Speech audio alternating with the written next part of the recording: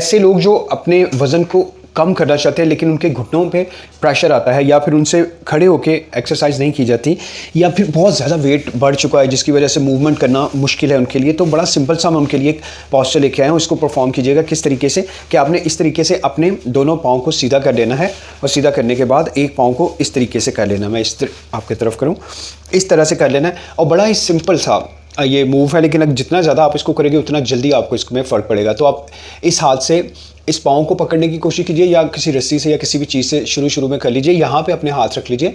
तो यहाँ से आपने सिंपल सा ऐसे करना है। जब आपने इस तरह से करना है तो अपनी गर्दन भी मूव करनी है, और यहाँ से पूरा अपनी वेस्ट एरिया को मूव करना है। ऐसे 1 2 3 4 5 6, ठीक है। सो इस तरीके से आपने मूव करना है। इसी तरीके से आपने इसको चेंज कर लेना है, और यहाँ पे ये इस तरीके से रखते हुए फिर ये वाला हाथ यहाँ पे आ जाएगा, और इसको यहाँ से रखते हुए 1 2 3।